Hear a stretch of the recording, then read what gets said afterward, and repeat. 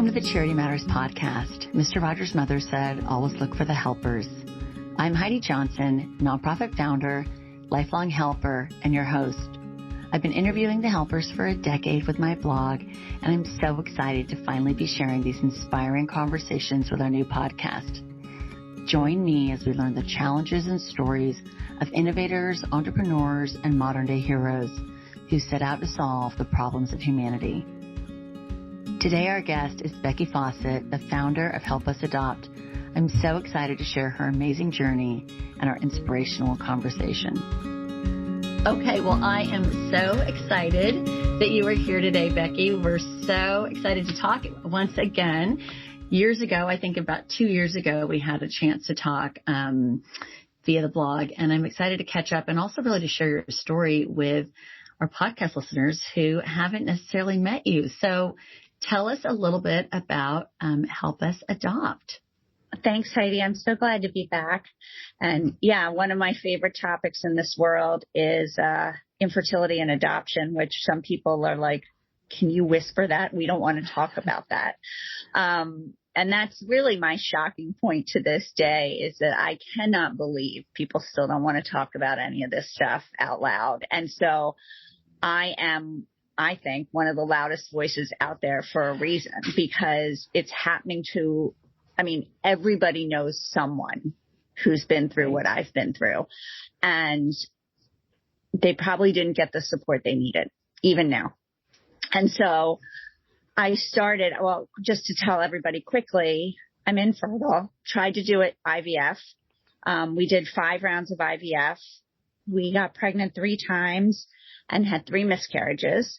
And I know I say that very easily now. It was not easy. I won't bore you with every sordid detail. It was awful. It was awful. I ruined every holiday. I ruined every birthday. My body was a giant pincushion. I think I'm still sore in the back of my hips to this day from those giant shots. And, you know, it just was horrendous. I never thought it wouldn't work. I never thought it wouldn't work. I'm saying that twice for a reason. I didn't want to adopt. It scared the living bejesus out of me. And, you know, it then got to a point where it was like, either, look, girly girl, either you adopt or you don't get to become a mom.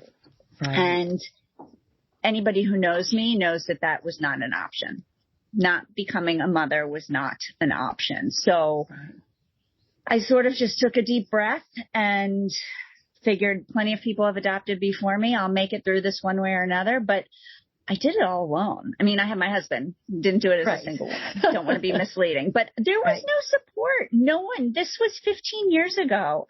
No one wanted to talk about this and miscarriage and IVF and, we don't want to talk about this. And what a shame, because it's very real to those of us who are going through it. It's, and painful and lonely and isolating. And horrible. You know, people ask me, were you depressed? Yes. And I was totally depressed. And the reason I was probably even more depressed than the normal person is because everybody around me was saying, what you're going through, you can't talk about because it's shameful. Well, that's about all I needed to hear. So this, you know, there's nothing shameful about being infertile. That's ridiculous. There's nothing shameful about miscarriage. That's ridiculous. There's nothing shameful about adopting. So all of this I talk about very loudly every day. I'll take it up a notch for those in the back who haven't heard me yet. I mean, it's insane. So here I am, the mother of a 15-year-old girl and an 11-year-old girl. And, you know, people still whisper about it and still ask me in front of them, do they know? Oh, for God's sake. Really? Do they know? I mean, so it needs to be said. I'm so grateful to be here to share my story on your platform. Well, and there's so many people that struggle with this, and yet not everybody, A, has a loud voice. No. B, has an action plan. And so there's a moment where it goes from the loss and the sorrow and the grief and this going off script of your life. And then from that to starting a nonprofit, there's something that happened there. So that was it. So I looked around after, and I won't lie to you, it's also very expensive. In order to do the IVF and then adopt twice, my husband and I spent $190,000 in after-tax dollars in our early 30s. Oh, my God. It's not normal. It's not normal. No. I had help. No. I never want to be misleading. I had help from my grandparents. But we spent every single penny in our savings account. We were probably one step shy of taking out a second mortgage on our house, but it was not a big house. So God only knows what was available to do that. Because we were young. We weren't, when you're adopting, this is the problem. When you're having children and adopting, you're not like an empty nester with all these resources. You're starting out. Right. You were starting out. You're building your family. And so I had this idea of how lucky was I that I got to do all of this on my own terms. I had nothing left as far as money goes, but that could be rebuilt. And how could I help people with no money? And it went back to being a loudmouth and a publicist. And, I thought, let me find an adoption grant program. I just assumed they existed, who's helping people, giving them money to make this road easier. And I'm going to take these people on as my pro bono client for a year. And that'll be my give back. Right. Well, so 15 and what year was this? What year was this? So this was probably in early 2005 when I started the adoption process. My daughter was born in October of 2005. So I started Googling, I started doing research, and lo and behold, the only existing grant programs that were out there believed that a family was a white woman married to a white man worshiping a certain God and adopting a certain way. So we don't even have to talk about what's wrong with that statement. Right. I was a white woman married to a white man, but was not worshiping the right God and was not adopting the right way. So I didn't even qualify for any of this. Wow. And if you are gay or lesbian, I don't even think they uttered those words. If you are a single parent, they uttered them, but in a sense of like, we only support 2-parent households. If you were an interracial heterosexual couple, they didn't like that. I mean, the list of what these organizations didn't like went on and on and on. And some would say, I shouldn't talk about these other organizations this way. I'm just stating facts. Right. These are facts in black and white as posted on their website under guidelines. Right. So I'm doing nothing more than repeating facts. Right. The facts are, I don't like those facts. So I wrote a business plan literally I wrote it in about 20 minutes. Like I just knew what to do. I knew what needed to be done. And what needed to be done is an adoption grant program that was all in on family equality, period. Oh. That was it. I always say, we don't care who you love. We don't care who you're with. We don't care about any of that. Don't send us a picture of what your family looks like. We don't want to know. That's not why we're helping you. We're helping you because you want to adopt a child. You have a valid home study and you need a little help. And you need help. Nothing wrong with that. It's just fascinating that 2005, that those metrics still existed. Well, Heidi, guess what? They still exist. You're still the only game in town. It hasn't shifted. It hasn't shifted at all. There's another organization that says they help LGBT families, and I think they do. I'm not going to deny that. Right. But do they shout about it like I do? No, I don't think so. Wow. Because a lot of people still don't like that. Like a lot of people, we lose donors because they don't like who we help. I, of course, am of the mindset where the minute someone decides they don't like me for one of these reasons, I'm excited by it because I know I'm doing something to change the world. I mean, this is why I love you, Becky. I mean, seriously, like I won't lie to you. At the beginning, the haters and the letters and the nasty emails, they were a little rough to read. But now when I get them, I'm like, oh, is that the best you got? Come on. Do you really get those for helping people? I lost a friend, one of my best friends, because I support gay people adopting children. Oh. I have it in writing. I saved the letter. As a mother of a gay son, that breaks my heart. That breaks my heart. And my son is 25, turning 26. And we've talked about, what does a family look like? And he said, Mom, I don't know that I could ever afford to have a family, because as a gay man, it's really expensive to have a baby. It's really expensive. And I don't know. And again, he's 25, 26, and he's just figuring it out. And he's been in he's in a long-term relationship, but he doesn't know. He's young and he's trying to figure it out. But he said point blank, I don't know if that's going to be a financial option for me. And so for you saying that, it makes me want to cry. Yeah. Yeah. I mean, and even more, people don't like single women. People don't like interracial couples. People don't like, I mean, the list of what people don't like is just ridiculous, because how does it affect them? I don't really get it, because I had to say to a donor one time, seriously, I sat in a donor meeting and it got ugly. And I looked at them and I said, I'm not asking you to be gay. I'm not gay. Right. Just because you're not gay doesn't mean you can't be an ally, for God's sake. Right.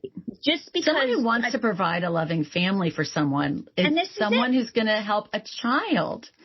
And the flip side to all of this is these children are already here on our planet. Right. Who's going to take care of them? Wake up. You can't.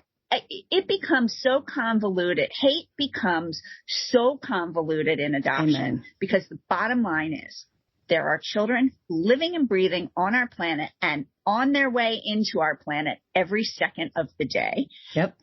And helpusadopt.org is here to make sure that as many children come home through adoption as possible. And if you hold us back because you don't like a definition of a family, what does that say about you? It's horrendous. It's just it's horrendous. It's just impossible to get your mind around that, to me. This is my soapbox, and I'm now 50 years old. I don't care what other people think of me. If people are going to think I'm a horrible person because I spend my day advocating for groups that I am not a part of so they can become families and love these children, then I'll take it. Go ahead. Amen. I got plenty of friends. I don't need more. I just shake my head. I can't believe it.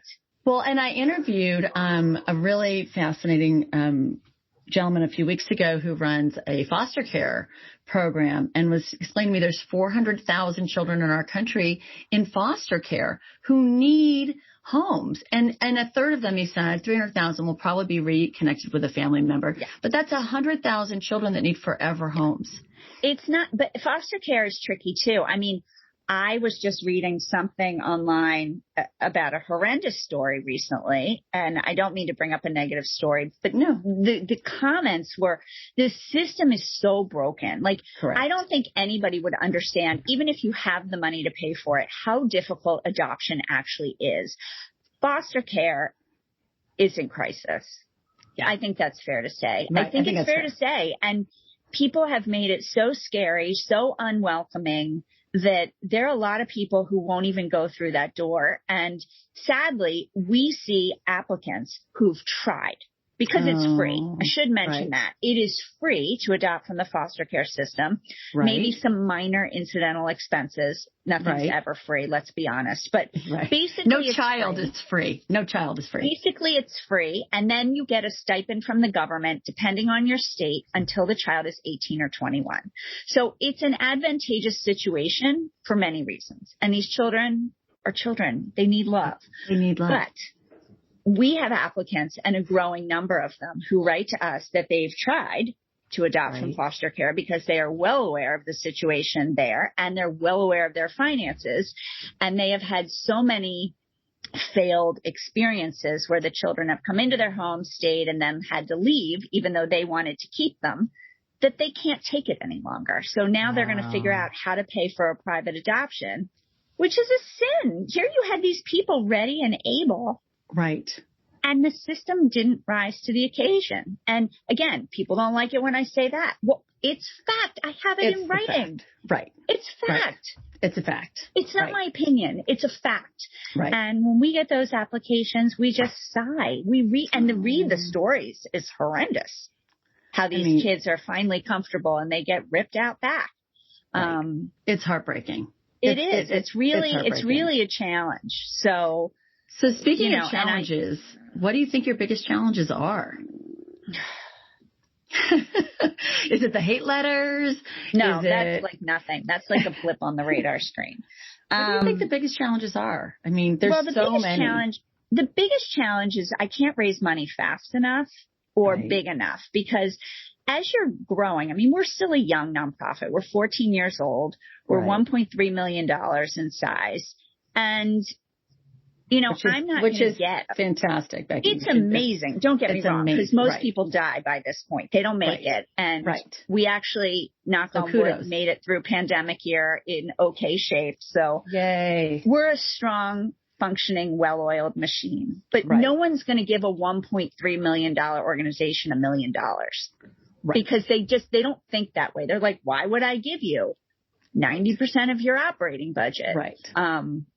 So we have to build this thing on smaller donations, which is not easy, because I can't hire more people to do that, because people don't like that either. It's a chicken and egg, isn't it? I think one of the hardest things is that people don't understand that. First of all, when you look at Help Us Adopt, we're only 14 years old. When you look at the Red Cross, they're how old? Right. Like, when you look at nonprofits, you need to compare them as apples to oranges and what exactly they are. Because for a young nonprofit, we look good. And our accountant is always like, I don't know how you do what you do, and then the impact you have on this world is tremendous. So I would say that a big problem we have is that donors just they're so trained to look at big nonprofits and be like, well, you're so small, you can't do it, or I won't give you a big donation because that's not how big you are. It is frustrating. That's tricky. And when donors say to me, I have every right to ask you how much your employees make, I'm like, well, first of all, let's be honest. You do. But second of all, don't be rude about it. I have to pay people. You cannot expect people to work for free. The head of the Red Cross, what do you think they make? It is not a joke working in nonprofits. It is a business. You need smart, good people. We're in Manhattan. I need to give them benefits. I mean, so that is a big problem when people are like, and people don't want to pay to keep the lights on. They want to help put a baby in someone's hand and have that moment. They don't understand that, like, this money doesn't raise itself. The branding doesn't do it on its own. The press doesn't happen on its own. Like, it's very tricky when people make those comments, and that is hurtful. I think that's actually more hurtful than the haters, because it's people who are basically saying, I have the money to give it to you, but I'm choosing not to because I don't think you're running a good business. That's what they're saying. And that's frustrating, because I'm not getting the chance to talk about it. And it doesn't happen very often. But when it happens, it's short-sighted. We're doing amazing work, and we're doing work that no one else is doing out of the 1 million nonprofits in America. And I think that's one of the goals of what we're trying to do just through this conversation that we're having, is educating people that we are all entrepreneurs, nonprofit founders. You and I, we're entrepreneurs. We start businesses to serve humanity. We start businesses to serve the world, and we still have operating expenses. Yeah. And we still have the challenges of every business, except we don't manufacture something or we provide a service. We don't manufacture something, and we still have to run a business the way you run a business, except we ask for money to run our business, which is a totally messed up concept to begin with, right? It's just like we have so many roadblocks out of the gate starting businesses like this. Yeah. And I think these conversations, I hope, open people's eyes, understanding that if you're giving to an organization and just giving to them because you love what they're doing, giving with strings isn't always the best way to give. Well, and the other thing is, like, I do think donors should ask these questions. I do think they should understand the basic functioning of what's going on. Donors want to have impact, right? Right. Donors want to know that this is actually changing the world. They don't want to know that, oh, we don't have a grant program this year.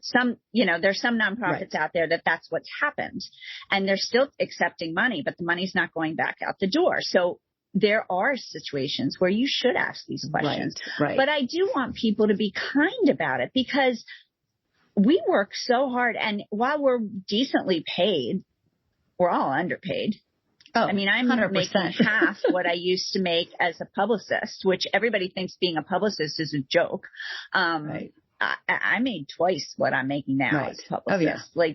But this work has much more impact in this world. Right. And we don't do this for the money. We don't do this for the money. No. So speaking of but the funny thing is, about one thing about when people look at the budget and ask to look at our numbers, this is my favorite question. They're like, I'm not going to give to you. And I'm like, really? Okay, why not? I mean, the minute someone asks me to see our financials, I know I'm losing for this one reason. You spend $700,000 a year on one thing because that's a budget line item. Right. I said, yes, we do. They go, well, that is highly irresponsible based on your income. I said, well, it's our grants. And they go, well, your grants shouldn't be an expense. I said, but they are to the government because it's money going out the door. Right. So, yes, we spend $700,000 on our grant program, and that is an expense. But it's a different type of an expense than an office on Park Avenue, right? Correct. And it's the money minute you're giving that conversation happens, they're so mad at me for I can't win in that situation. Right. But again, if you're going to ask for the financials, maybe ask. This is what I always tell people. I'd love to have a phone call with you when you read these, because you won't get it. How could you get what we do by looking at our tax return? Because most businesses don't give money away. And they don't understand. That conversation, again, does not happen all the time. But when it does, it just kills me because it's so short-sighted. Right. Based on the bigger picture. And they're not understanding what it is. It's not an expense. It's our budget.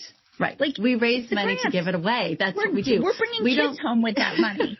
But they don't like it. They really don't like that budget item.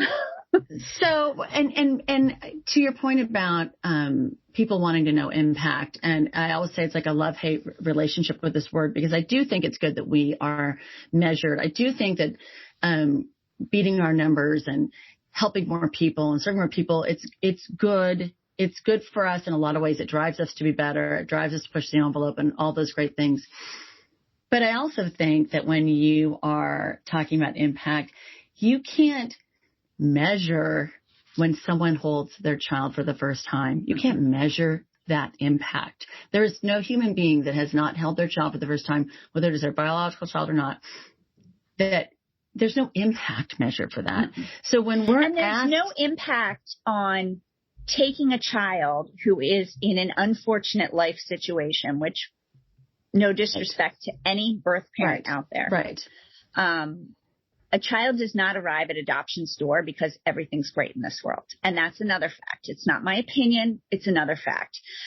And so no one can put a cost on changing the trajectory of a kid's life like that. Right. And in my 2 open adoptions, changing the trajectory of my kids' birth mothers' lives, because they wanted to place this child. They needed to place the child. Right. And so it gave them the other chance that they were looking for too, right? So it's a very complicated, very sensitive topic, but, how do you put a price on that? And I once had a dinner partner back when we used to be able to eat dinner next to strangers, at some thing I went to, who was head of charitable giving at a giant bank. And I was like, so I'm not asking you for money, but I want to ask you a question. Everything you give has a measurable, you want a number with it in the application for your grant money. She said, yes. And I go, this is what I do. There's no number. There's no magic number. It's called compassion. Right. And it's called bigger picture thinking and the price of a child's life. A price of a human life. How do you do that? Right. And she looked at me and she said, well, you're going to have to figure out a number. This is the answer I got back. Talk about no compassion. You're going to have to figure out a number if you ever want to apply for big grants. I don't have anything else to say to you. What don't you understand? There's no number. Well, you will love this. You will love this. So I was in a foundation which shall remain nameless, a very big foundation, and I was at their annual meeting, and I was with a large group of Catholic nuns that receive funds from this foundation, and this foundation was going to a new impact measurement sort of procedure, and these 75, 80-year-old nuns got up from all over the world. And they got the microphone, and there's a reason people are afraid of nuns. And they got up and they're like, how do you measure love? How do you measure love and compassion? There is no survey, no program, nothing you can give us to this foundation that's giving very generous, phenomenal foundation. How do you measure this? So when someone asks you, how do you measure your impact? And it's, like open mic night, not a foundation asking that. What do you like people to say your impact is? I mean, what's your best billboard or your best PR statement? I mean, we make adoption more. First of all, people don't understand that no matter who you are, no matter how you're adopting, except for foster care, an average adoption is $40,000 or $50,000 paid in full and upfront. Who has that? Right. No one. So that's the first thing. No one knows that. Second of all, we build families. Family is the cornerstone of the United States of America. Family is the cornerstone of your neighborhood. Families are the cornerstone of your church or place of worship. Families are your cornerstone of schools. Family is it. It's it. Right. It's all that we have as a country and as a group of people of how we socialize and how we build things. It starts with the family. So what if you don't have one? Right. I once read, and I'm sure a lot of your listeners have seen the meme that's out there that says, life doesn't come with an instruction book. It comes with a mother. Well, I can't stand that meme because what if you don't have one? Right. First of all, that's rude to same-sex couples. Right. You might have two mothers. You might not have a mother. You might have two dads. You might have a dad. So first of all, that meme has to change if it wants to be modern. But second of all, it's not true. Not everybody gets a mom. Right. Talk about those 400,000 kids in foster care. They're dealing without parents. They're dealing with shuffling from house to house to house. And it's not always like a nurturing environment they're going into. It's not like the Brady Bunch house that they're Absolutely. walking into. So do you maybe not a good thing. And so you want to know my impact. Well, my impact is family pictures of what we've built.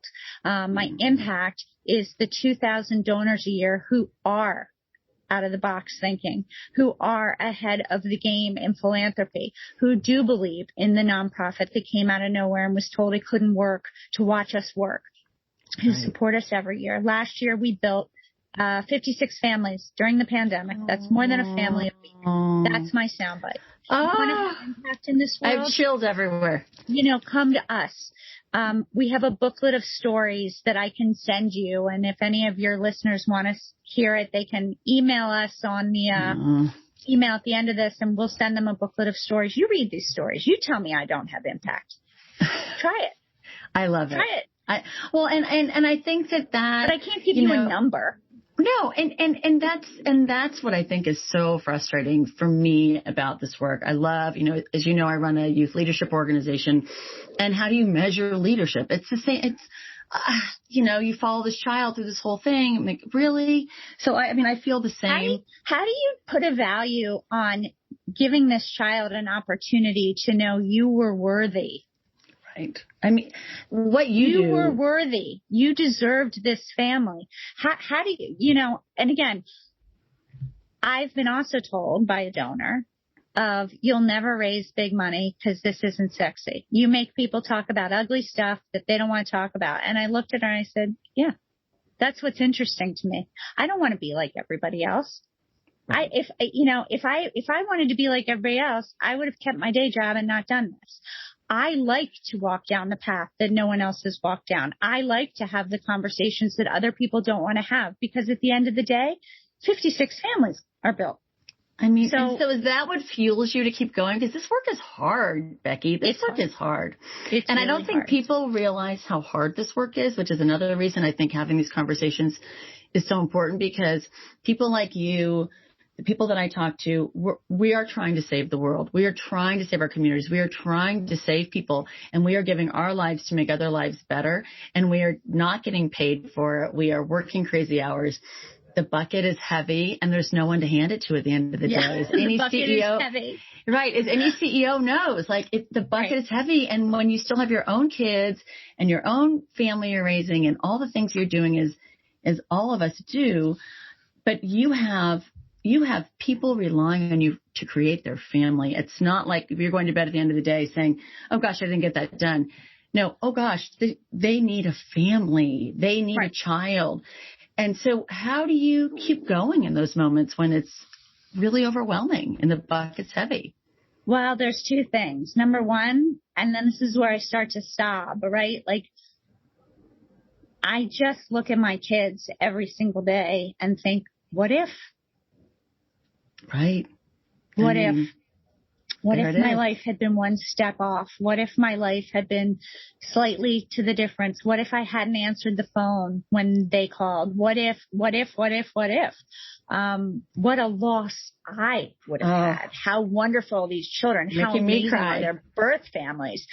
The other thing that fuels me is, there's two other things that fuel me. The second one is, what if I had needed help? At the time, there was no one else who would help me. Right. That pisses me off. Yeah. That really pisses me off. So when people say you're angry, I'm like, God bless it. Right? Like, thank God. I'm not angry as that's vicious. Fuel. That anger is fuel. I'm not angry like a vicious person. I'm not angry as in hateful anger, but I'm pissed. And that fuels me. So sorry. And the third thing that fuels me every day is reading these grant applications. Talk about salt of the earth, good people. Are you kidding me? I mean, I am inspired by our applicants like you would not believe. I have, for those who will let me into their life once they become grant recipients, I love staying in touch with them on Facebook. I love watching their kids grow up. Like, all of that. Someone once wrote to me, one of the grant applicants, her name is Erica, and she wrote to me and said, because of your story, I have mine. Oh my God, you're making me cry. You're killing me, Becky. She was one of our first grant recipients. She was a single woman. She thought, oh, for God's sake, they're just starting out. They'll have no money to give me, and they're not going to like me. Even though they say they like single women, they're not going to like me. They're just saying that because they have to. That was what she thought. And she got a grant, and we're still friends. We've actually met. And, because of my story, she has hers. I mean, come on. That makes all the crap I went through worth it. Look at this. You can either go through these horrible, horrible things in life. And believe me, everyone goes through something horrible. It's just a different degree of what's horrible. Amen. And you can either soak in it and live it, or you can say, not this time. And you can do something with it. And so for whatever reason, I was wired to do something with it. And every job I'd ever had sort of led me to understand what I needed to build. So there was sort of fate, right? And, But that's why I love talking to nonprofit founders. That's why you're my favorite people. That's why this is my tribe. Because bad things happen every day, all the time. But not everybody acts and takes that bad thing and listen, and makes there something are some from it. Amazing warrior parents out there that have been, in my opinion, through worse than what I went through and have risen to help others. And that's it. I feel like it's like I didn't go through this in vain, right? Or something didn't happen to my child. It happened. It was awful, but it's not going to happen in vain. We're going to use this to help other people. And, that's just how I get through it. And I've had people tell me, thank you for being strong when I couldn't. Well, I'm happy to do that. I'm happy to do that. I won't lie to you. At the end of the day, I'm exhausted. I sleep very well. But during the day, I'm fueled. Because and you if you have need my to strength, you can have my strength. I'll give it to you. I'll give you whatever you need. I said that to my husband. We were on a walk in Central Park yesterday. And I said to him, I go, I can't imagine not helping someone. Like, I just can't imagine it. Like, someone needs help and I'm going to try to figure out how to help them. And he looked at me and he goes, do you really not realize that not everybody's like you? I go, oh, every day I realize it. Thank you. Thank you. And that, there's 1.7 million nonprofits in our country, and not all the nonprofit founders are young nonprofits like yours and that are alive. But I so innately believe that people are good. And all of us that I've interviewed, the hundreds that I've interviewed, we are all wired the same. But I really believe that more than 1.7 million people of 300 million are good. And I really want people to hear these stories to realize when something bad happens, right? You can do something. I believe that nonprofits make a fatal, fatal error across the board. I don't care who you are, Red Cross down to me, down to someone smaller than us. Small donations matter. And these nonprofits go out every day, including some advisors that I've had on my team that no longer work with us, that I've met over the years, for like, you have to go after big. Right. You have to go after everybody. And if you can have a donor come on that can give you $50 a year, or maybe sign up for $25 every quarter on their credit card and they give you $100 a year, you take care of that person. That person is now a teammate. And that's how we look at things that help us adopt. Like, I think the reason people don't give back is they think it doesn't matter if it's small, and they think they can't make a difference if it's small. And at Help Us Adopt, we do one thing and we do one thing only, and that is pay out these adoption grants. So whether you give me $50 or $50,000, you go into that big pot at the end of the year and it gets divided up. So you're all on equal footing. Right. You're all part of the team. You all made these 56 families of 2020 come home. And we go out of our way to thank the smaller donors because, I mean, come on. There's more smaller donors in our country than there are the big guys. Right. And I think that's a mistake. I think, I've had consultants tell me that we don't need to thank donors legally under $750. You don't legally have to send out a tax letter. Really? I didn't know that. I thank everybody. Don't quote me. I'm not a tax accountant. Disclaimer. But I'm pretty sure that it's something like that, because this happened years ago. And I stopped working with that consultant because they did not get me. We send out tax letters if you give $5 a year. Right. Thanking you. Because to that person, that might be a big deal. Absolutely. And it's whatever you can do to at the end of the day, we're all here to serve one another. That's how we're here. That's our purpose on being here. And whatever that is, whether you make pizza or you donate money or you start a nonprofit, it doesn't mean that you're not here to serve someone in some way. Listen, I have a friend who doesn't have a ton of money to give extra. But she is connected with people who can give auction items. And every year she gets me so many auction items that turns into money. And she's always never like confident that she helped enough. And I'm like, stop it. Right. That's fantastic. Everybody gives in different ways. And if you were interested in knowing, if you can't write a big check, ask me how to get involved, because I have ways to get involved. We have a social media ambassador team. That's so smart. All they do is post. I send them posts once a month. Sometimes twice a month. They cut and paste and post. It takes 10 seconds, literally 10 seconds. Oh, and it's free to post, turns out, on your Facebook page. And they're making a difference.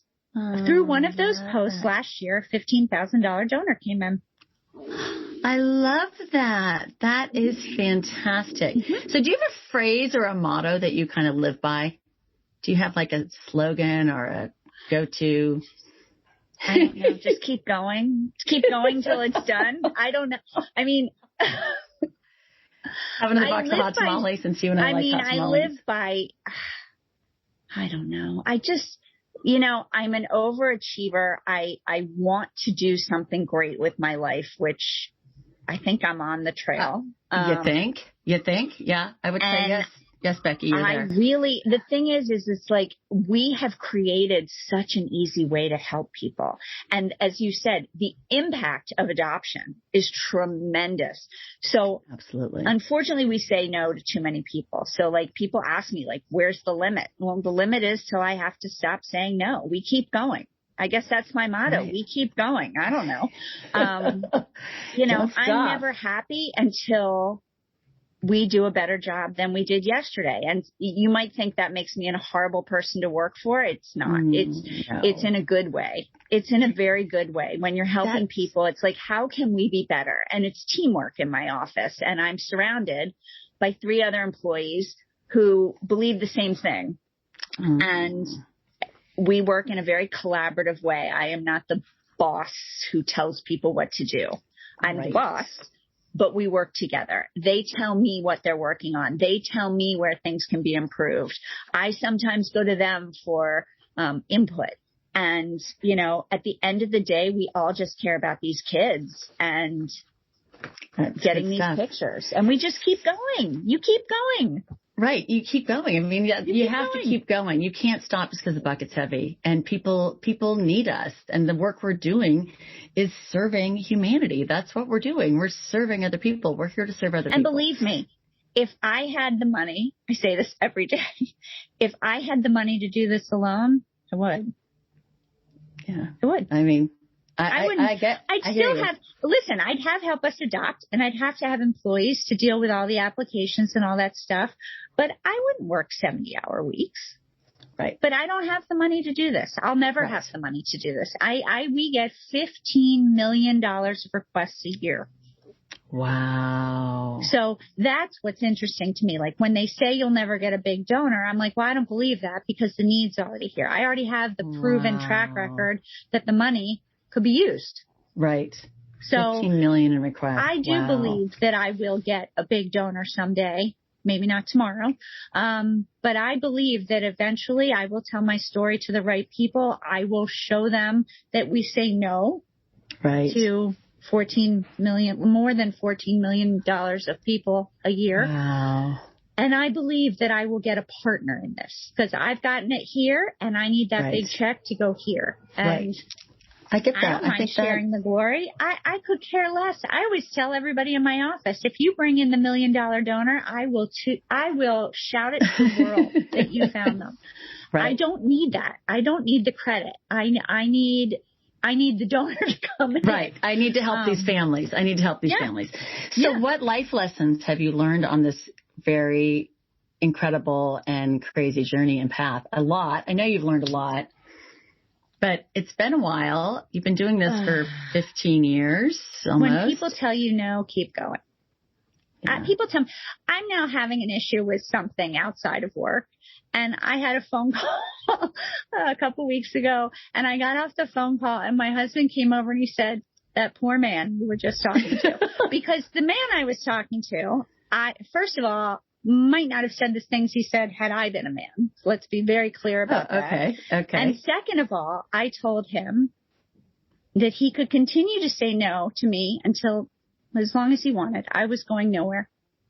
I've been told no my entire life. I've been told, no, it's not possible. No, you're not smart enough. No, you're not good enough. That's a bad idea. It won't work. No, no, no. Okay. They're just words. Good for you. They're just words. I don't really believe it. If you want to tell me I'm going to live in a $50 million apartment on Park Avenue someday, I'll tell you that's probably not happening.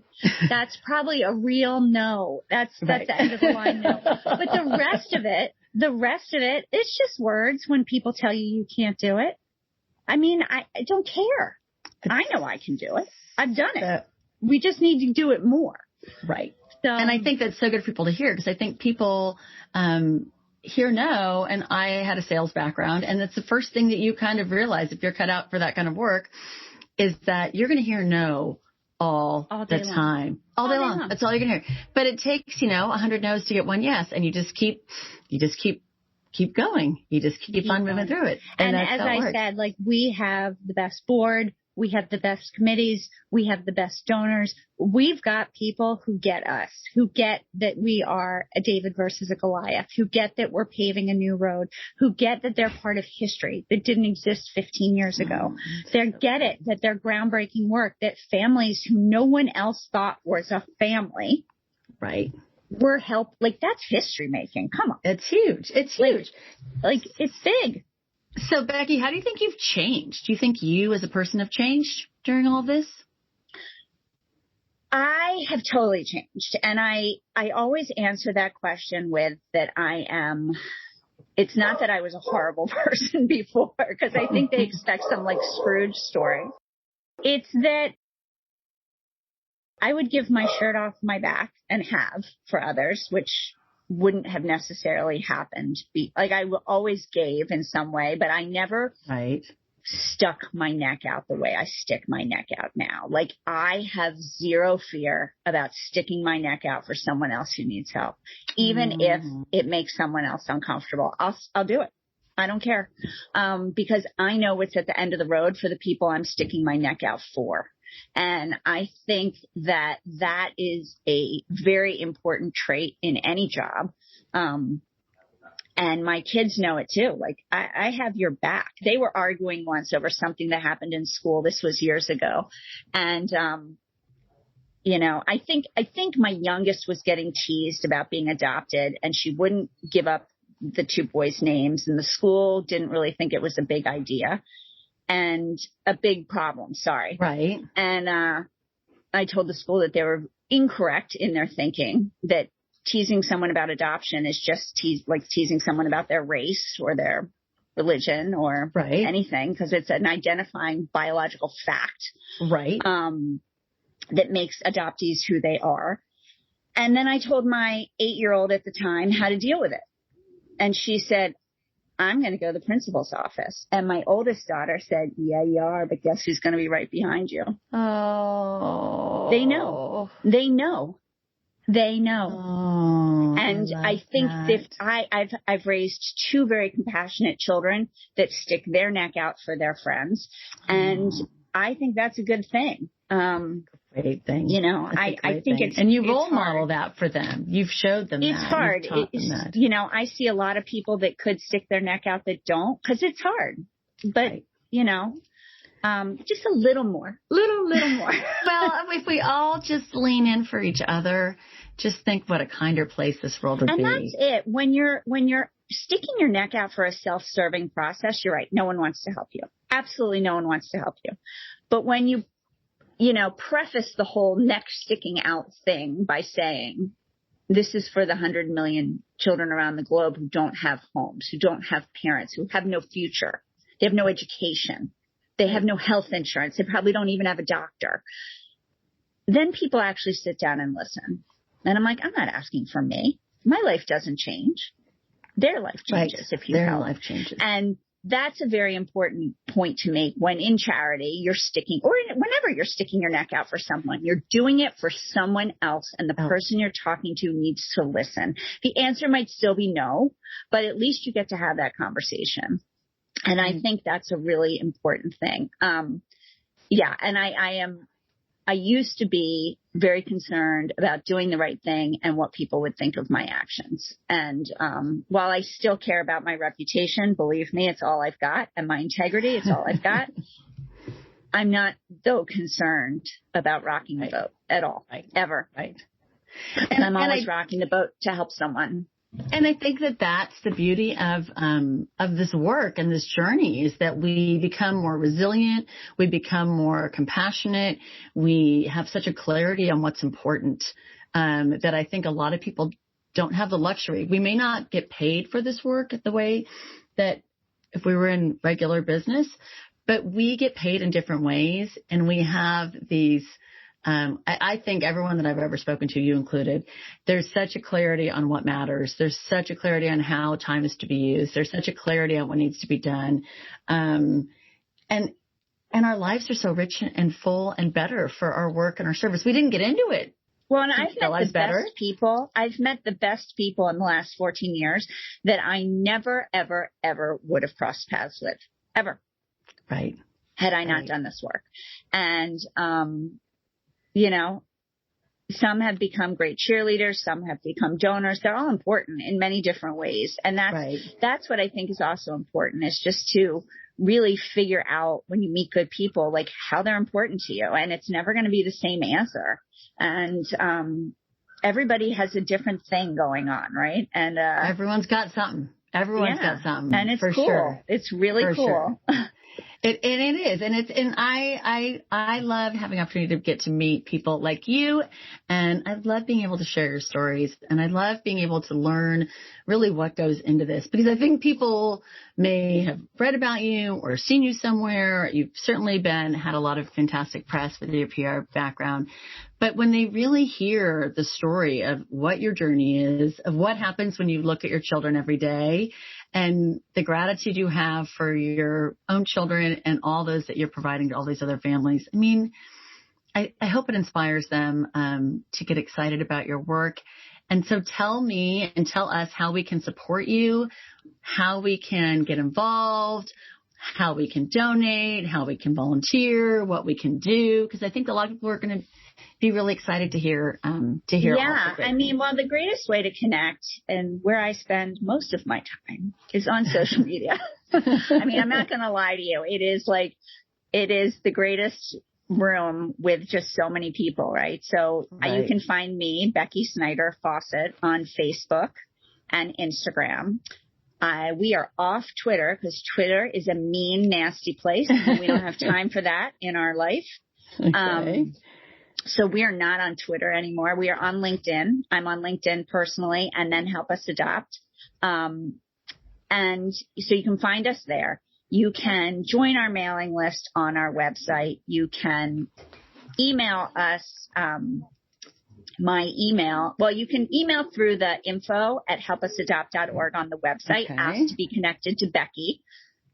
And then we can have a conversation about how you want to get involved. I'm telling you, I have things that take you literally 10 seconds a month, or I have things that might take you 5 minutes a month, or whatever. If you want to give money, great. We have a lot of people. You're going to say, I don't have any money. Well, we have people who give $10 a month on their credit card. How many services are you set up for on your credit card that you don't even know about and you pay every month? Well, here's one where for $10 a month, at the end of the year, it's $120. Right. That's a good deal. Right. That's a good deal. $10 a month is 2 coffees at Starbucks. You know, we try to make this into a real, digestive thing that people can understand and grasp. And it doesn't have to be a fortune. If it wanted to be a fortune, terrific. We'll talk you through it. But I just want people to get in the game and be part of what we do. Wow, what a privilege to get involved with that. We make it fun, and that's what I say. Like, giving back should be interesting to you. It should be. We have a lot of people who either care about adoption, which is why they're here, or they care about child welfare, or they care about orphans, or they care about maybe HIV positive kids, because some orphans are HIV positive and we help bring them home to the families who want to adopt them. Then on the flip side, we have people who want birth mothers to have a second option on their table. Right. Well, if people can't afford adoption, that second option disappears. So people support us for that. People support us because they just believe in the family unit. People support us because we support single parents. People support us because we support interracial couples. People support us because we support LGBT. Wow. There is a list of reasons. I've actually met women out at events, again, when we used to do that. Back in the day. I met this woman at an event who came up to me and says, you don't know me, but I follow you on social media. I'm 63 years old. I never had children because I couldn't. And my family didn't support it. I watch your stories and I really regret it.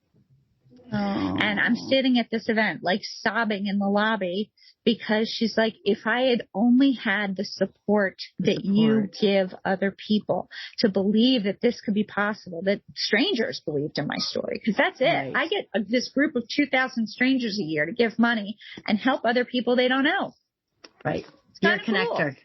You just bring it all, you make it all happen. You bring it all together. So when this group of people who doesn't know you believe in your story, it's pretty empowering, you know? I mean, it's just kind, and life is too short to not be kind.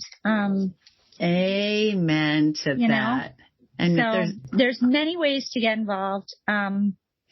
It just takes you wanting to do it and hear what we have available. And we can email back and forth. I'm accessible. It is fine.